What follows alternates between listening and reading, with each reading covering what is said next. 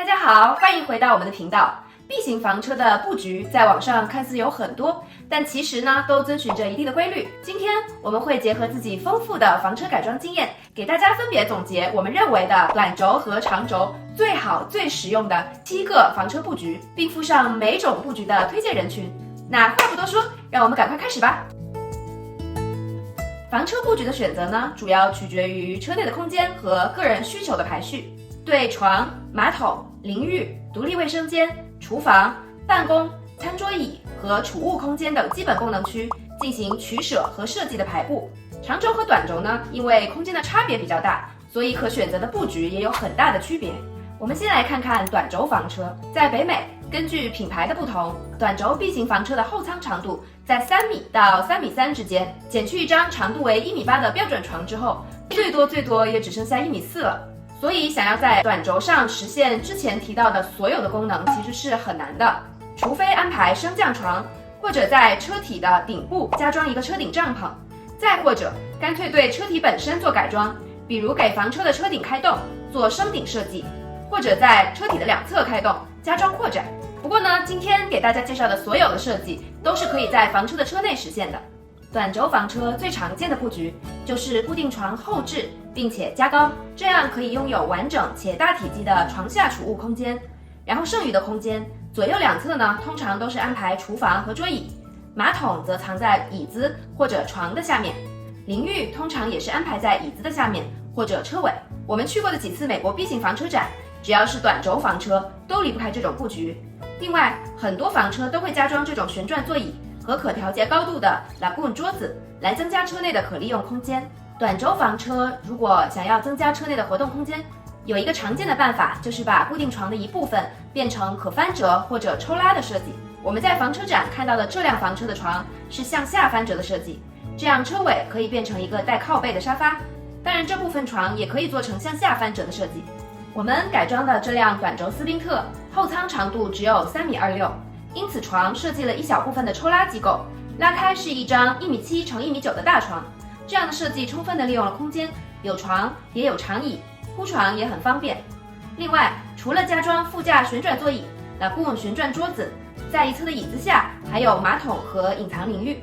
床下还有一张隐藏餐桌，拉出来之后，这个区域就可以变成卡座。除了没有独立卫生间以外，我个人觉得这个设计真的是很完美的了。短轴加上这种经典布局的组合，最大的优点呢有2个。第一个就是床下的储物空间非常大，可以放下户外装备。第二，也是这种短板呢本身就非常轻便，容易驾驶。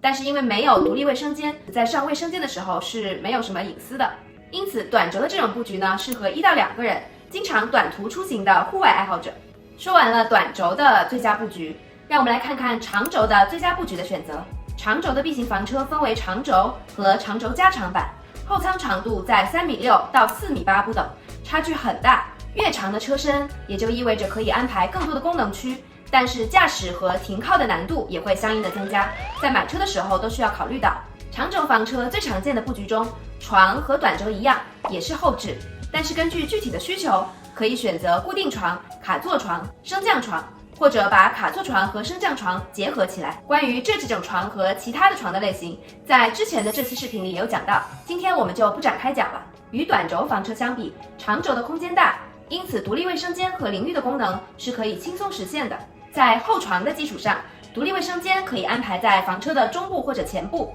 剩余的空间呢，可以根据个人的具体需求安排餐厅、厨房卡座或者是长椅。家里有小孩的家庭呢，还记得要留出第2排的乘车座椅的空间。下面呢，让我们来看看几个后床带独立卫生间的实例。首先是独立卫生间在房车前部的2个布局。第一辆房车是我们给客户定制的福特全顺长轴，内舱长度有4.36米，是后置卡座床的设计。卡座床非常大，有2米乘1.7米，独立卫生间也在驾驶室的后方，带有厨房和全高储物柜。这个布局呢非常通透，人上车可以一直从车头走到车尾，活动空间非常的大，而且储物空间也很多，所以适合1到2人短途或者长途出行。这种卡座床后置的设计，也经常有人选择将卡座和升降床结合起来，这样可以同时拥有2个功能区，卡座床也可以变成第2张床，睡更多的人。这辆房车是我们给客户定制的长轴奔驰斯宾特，内舱长度是4.3米，独立卫生间在驾驶室后方，车尾是固定床，还设计了一小部分向下的翻折机构，翻上去是一张1.9米乘1.7米的大床。除此以外，还安排了厨房和一个带2个安全带的 L 型卡座，后床翻折下来的那部分可以作为卡座的靠背，卡座的一边还可以抽拉出来变成第2张床。这个布局呢，最大的优点就是可以坐4睡4，一家人都可以很舒服的坐在这个卡座里吃饭和聊天。所以这个布局适合2到4人出行。和在房车前部相比，独立卫生间在中部的布局呢，一般是有2个作用，作为不同生活区的天然隔断，或者如果需要在驾驶室的后面安排第2排的乘车座椅，那么卫生间就只能设计在房车的中部了。下面让我们来一起看看卫生间在房车中部的几个布局吧。这一辆是我们根据自己需求定制的长轴福特全顺房车，独立卫生间就设计在了房车的中部，车尾是一张卡座床，卡座模式下带2个安全带，前面是一张可抽拉的沙发床，独立卫生间在这里就起到了分隔的作用，晚上2边都可以使用卫生间，同时还安排了很大的厨房台面。这个布局的优点呢，是它也可以坐4睡4，活动空间大，厨房台面很大，储物空间也很多，适合2人或者小家庭短途或者长途的出行。下面的这2个布局呢，是今年我们去美国的 B 型房车展看到的，也都是床在房车尾部，洗手间在房车中部的设计。在卫生间的对面都设计了全高的储物柜，也都配备了厨房。不同的是，第1辆房车的前部是一个小卡座，而第2辆房车前面则是一个由第2排乘车座椅和驾驶室的旋转座椅形成的卡座，坐起来更舒服。这个布局甚至还给车顶开了洞，安装了升顶帐篷，但这属于已经给车底做出了很大的改装了。这种布局的优势呢，就是不同的功能区被中部的卫生间和全高的储物柜分隔得非常清楚，一人在后面睡觉，一人在前面办公，也能互不打扰，所以也同样更适合2人或者是小家庭的短途或者长途的旅行。最后一种布局呢，算是长轴房车独有的，不算非常常见，但其实是非常适合想要长期住在房车上，或者干脆以车为家的人，那就是卫生间后置的布局。我们目前还在改装中的房车就是这种布局，因为呢车主是一个人，打算长期在房车上生活，所以必须要留够足够的淋浴和卫生间的空间，因此呢后置卫生间就是它的最佳选择。卫生间的外面呢是全高的储物柜，在前面一边是单人床，一边是一个 L 型的长桌子，分别是书桌和厨房台面。这种布局的优势当然就是它的后置卫生间了，还可以做到干湿分离，它也拥有非常大的储物空间。关于我们改装的这辆车的实车展示，